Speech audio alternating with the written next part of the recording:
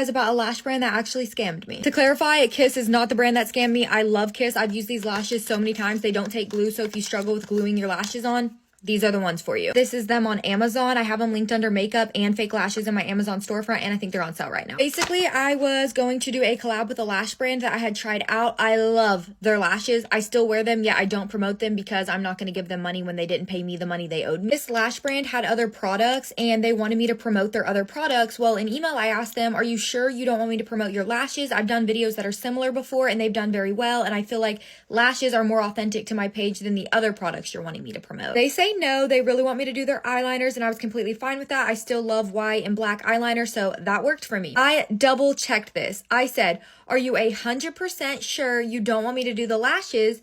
Because when I opened the brief, it was for the lashes. They're like, sweetie, we want you to do the eyeliners. And I'm like, okay, that's fine.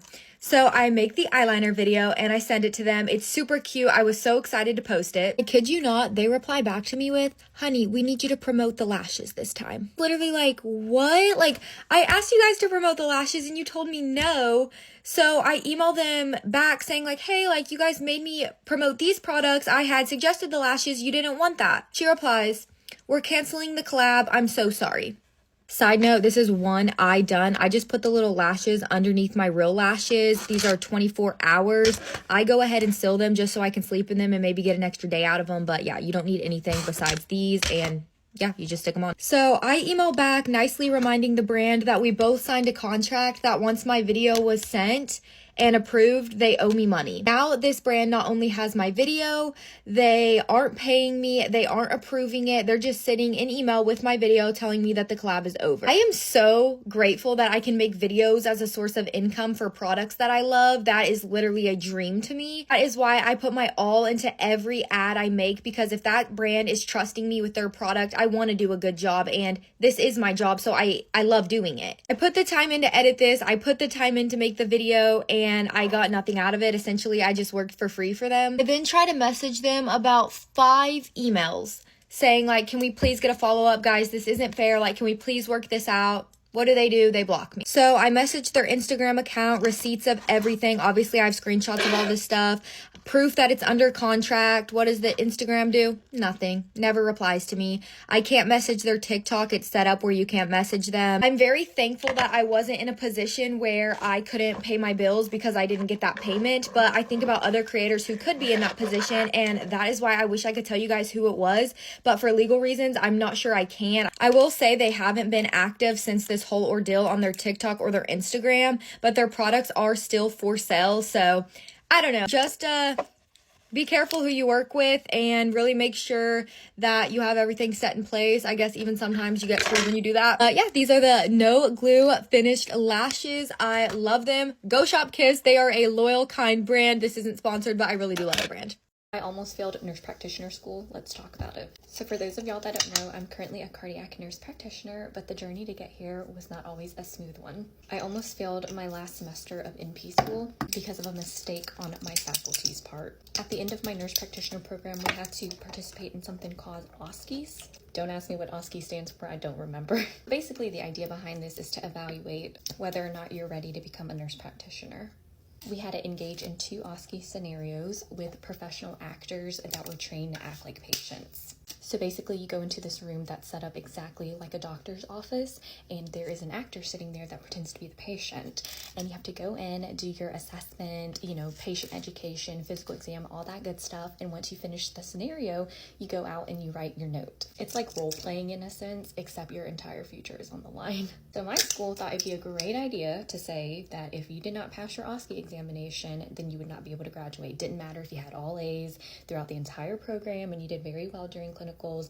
If you did not pass the OSCEs, you were not walking that stage. So things were already nerve-wracking as is. On the day of my OSCE examinations, I got 2 scenarios, and to be quite honest, I flew through them and I felt really confident. Not in a cocky way, I just had really studied, paid attention in clinicals, and I was preparing for this moment. I remember that day leaving my OSCE examinations, and I was calling my boyfriend and telling him, I think I did really good. There's no way I failed. I missed some things. I wasn't perfect, but I know your girl passed. Fast forward to 2 weeks, because we had to wait 2 weeks to get our grades. I'm like constantly refreshing Canvas to see what my grade is. On the screen pops a whopping 61. I was flabbergasted, to say the least. It took me a few minutes to process what was actually happening, and then finally it hit me all at once, and I was like, oh my god, I'm not graduating. I start emailing all of my faculty and going up the chain of command because I was like, there's no way in heck that I made an F on this. I was a total mess. I was bawling my eyes out. I don't want to say I was depressed, but I felt like a failure in that moment. I felt like I had failed everybody because so many people knew I was in NP school and they kept asking, when are you going to graduate? Every time I emailed faculty, I got the same response. Your grade is your grade. There were no mistakes made.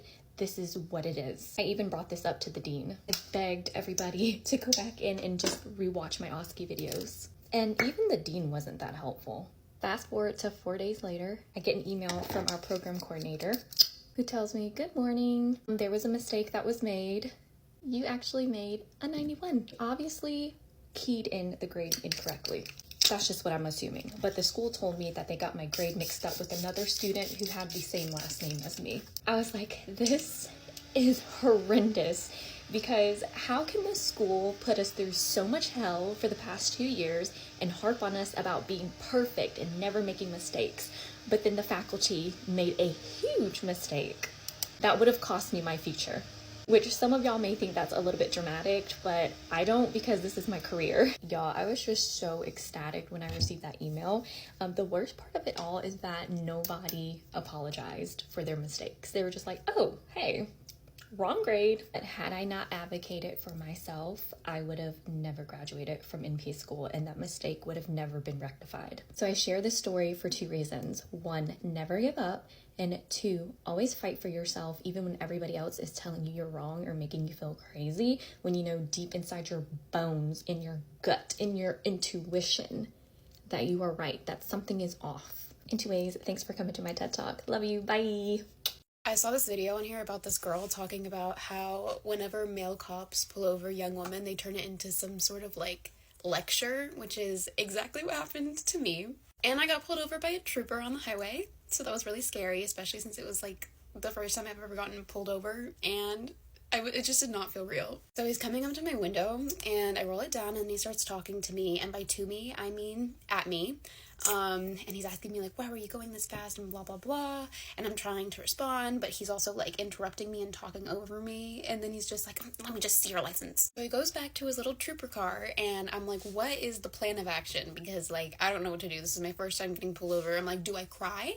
The tears were not forming, which is really funny because there's usually tears in there. So I decide I'm just gonna plead with him, because the worst he can say is no. It's my first offense. But whoever said that the worst they can say is no is such a liar. Because this man popped off on me. Like, the way that he reacted, he was just so upset that I would dare to ask that. He was like, no, absolutely not. Do you know how many people were speeding through here who were going slower than you, who I didn't give warnings to? And I was like, oh wow, I was not expecting this reaction. It gets worse, because then he goes, you're 19 years old, you should know better than to do stuff like this. And I was like, when did you turn into my father? But also, while we're on the topic, yeah, 19, just a little girl, like, please be nice to me. So obviously at that point, I am crying a little bit too late, but I take my ticket.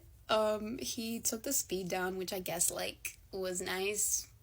I never said I was in the right. I was definitely speeding, never again. So I drove back home going 65 miles per hour on the highway, strictly in the right lane, tears streaming down my face in dead silence to punish myself. And the first thing I did when I got home was download Waze. I clearly downloaded it too late, but you know, it saved me so many times. I know there's a lot of Waze haters on this app now, but I love Waze. I don't even speed like that anymore. Like, that's not what it saves me from. It's just like I try to avoid cops now because I never want to feel like chastised like that again. Because I was like, why would he say you're 19 years old? Like, do you tell people like you're 35 years old, you shouldn't be speeding? No. So that was the fun story about when I got pulled over by a state trooper, and do not recommend doing that. But you know, here we are. Every time I get behind the wheel now, I get so stressed out, which is not good for a nervous driver. But anyway, don't speed. Gorgeous, gorgeous girls always over blush. Gorgeous, gorgeous girls are always in a rush. Get ready with me while I tell you guys why my whole entire friend group hates me right now. When I tell you guys this is only their perspective, I don't understand it at all. First of all, my best friend, I'm not going to say any names because they know who they are, accused me of flirting with her boyfriend. Like, no thanks. Her only reasoning for saying this is because she saw him send me a text that said, "You looked beautiful the other day." Like, I'm sorry, that is not flirting, that's a fact. I would be questioning if someone didn't tell me that. So after that happened, my other friend jumped in and was like, "Oh yeah, you didn't want to tell me you helped my boyfriend study the other night?" Like, girls, since when do we not trust other girls to be alone with their boyfriends? Also, I want to mention, these boys approached me. I did not approach them. Like, why are you mad at me? Like, I'm sorry your man's cheeks look like this whenever I'm around, but that's not my fault. I know, you guys, like, this doesn't make any sense why they're mad so far, right? Well, it gets crazier, so let's move on to my other friend. Or should I say queens? Anyways, my dad let me choose 2 people to go to Bora Bora on our private plane. And I've only met this girl one time, and she was so mad that I didn't choose her. Like, my gosh, I knew you just wanted to be friends with me because my dad's rich. Don't worry, I saved the best and most crazy one for last. Me and my final friend went shopping the other day to find something for us to wear to her birthday. She ends up finding this super cute dress, and I'm like, oh my gosh, I totally need to get that. So I end up telling her that it's not flattering on her at all, and I would look way better in it. Like, I'm being honest. Isn't that what a friend's supposed to do? Anyways, I end up buying the dress and wearing it, and she hasn't talked to me in over a week. Moral of the story, my friends are dramatic. Bye. Hey boo, come get ready with me today if you want to look like a baddie just like me. First thing first is I'm going to start off with my face moisturizer on a clean face. This is the Black Snail face moisturizer. I got this at TJ Maxx, really good pricing. Then I go in with the Good Molecules Wake Up Eye Gel. This helps me so much with creasing under my concealer. Next, I use my Goodbye Pores primer. This is a really affordable and expensive primer, guys, and it works really good. I also start with my eyebrows first. I'm using the Anastasia Dip Brow Pomade in Ebony with the Anastasia Brow Brush. Guys, you just have to trust the process before concealing because they look a little messy. But I go in with my Too Faced Cookie Concealer, and I'm just going to clean my eyebrows up with that and a Real Techniques brush. I'm gonna also use the NYX brow glue to set my eyebrows down with that. And guys, tell me when my scarf always want to pull back. Please don't play with me, like, it's so embarrassing. Then I'm gonna use the same concealer under my eyes that I used to carve out my brows, and I let that sit for a minute. So I start my contour with my cream Fenty and Chocolate, and I'm just gonna blend that out while I'm letting my concealer sit again. Mini Matte Finish Setting Spray by NYX. Guys, please thank me later, thank you. NYX Blur Foundation, again, thank me later, thank you. These products are so good. I love NYX. I've been getting into NYX so much lately, guys. I'm gonna go in with the One Size Trio blush palette. This is my favorite blush ever, so pigmented, and honestly, I love this like this hot pink. Guys, I'm spraying everything down because this is what gives me the melt, and like everything just blends so aimlessly and flawlessly while I spray everything down. I'm gonna set my eyes with the pressed powder, and then I'm gonna go in with the Charlotte Tilbury bronzer and just bronze up a little bit. I'm taking the same pressed powder to cut the bronzer up. Then I go in with the Bake. This is the Fit Me powder, loose powder in the shade 20. I take this little black brush just to get in those crevices even better. And now I go in with the powder blush on top of the cream. Set that down with the spray. This is the Anastasia Beverly Hills highlighter. I got this in a trio pack with my homegirl. The NYX, again, eyeliner coming in clutch with the hot pink.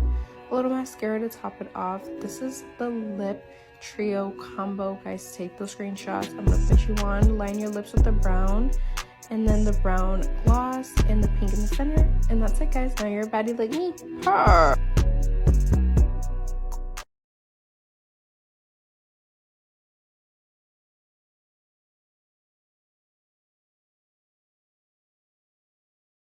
Why did January feel 10 years long? Anyways, now that it's over, here's my official January favorites. All from Amazon on my storefront in the January favorites list. Starting with these bow earrings. So affordable and they don't tarnish. My everyday lip balm, it's perfect. My everyday perfume, so many compliments. Same with this body wash, it's my favorite ever. This top is literally Skims, but half the price. Looks like the viral Hailey Bieber necklace. Elevates any outfit. My trusty eyelash curler I've used for years. And my lashes are straight. Most perfect headband for getting ready or skincare. This gives gives you the most perfect blowout look. Been using this face wash for a week. I've gotten no pimples and the feeling is amazing. Most hydrating eye patches, no dry skin, and you smell great. This feels good and it's supposed to slim your face. Allows you to skip many hair wash days. Your makeup will look like a filter. January favorites were a major slay. Here are 24 things I learned in 24 years while I prep my skin for makeup. Number 1, God comes first, always, in all ways. 2, you're gonna feel lost and it's okay. Rejection is simply a redirection. Consistency is definitely the key. Fuck it, just go after your dreams. It's okay to start all over again. No one really cares, so stop overthinking. Being the Lulu actually pays off. Hold on, it's been 10 minutes. Let me remove the under eye patches. And after that, I just tap it all in so that it absorbs all the serum and moisture of it. Self-awareness is very, very important. This one I learned the hard way, but trust your gut feeling when it comes to people. Patience, patience, patience. Spend the most time with the people you love. Love yourself, embrace your uniqueness, embrace your flaws. Everybody's different, so please stop comparing. Your time will come. Work hard, but work smarter. Try your best to be financially literate. Do that morning stretches, push yourself to work out. Say sorry, apologize. Don't wait for a special occasion, wear it now. Happiness is a choice. Keep challenging yourself. You only have today, so love hard. And finally, your growth is where discomfort is. Hey, okay, so we're starting off with e.l.f. foundation. Oh, I don't know what this is, but every time she puts it on, I want to try it.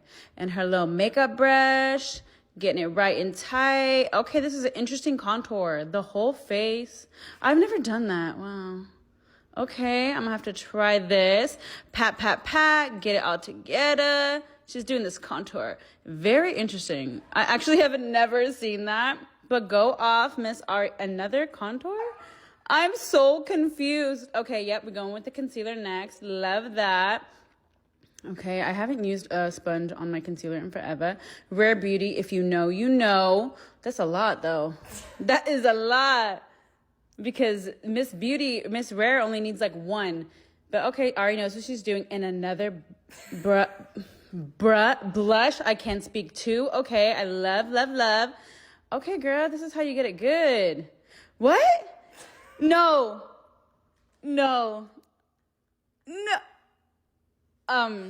Okay. I'm sorry. This is looking not good.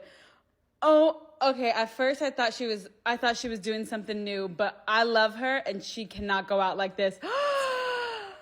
What are you in middle school? It's giving like the very, very blue eyeshadow. Girl, you look like you're in 7th grade in 1998 going out with your friends.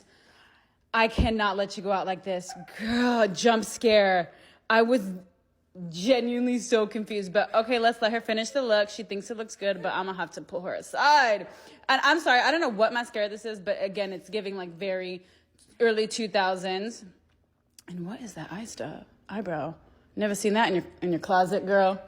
Anyway, I love her, but even the lip. No, I like the lip. The one thing I can go with is with her lip. Oh, I love y'all, but I'm gonna need to go back and talk to Ari about this because this is not it, girlies.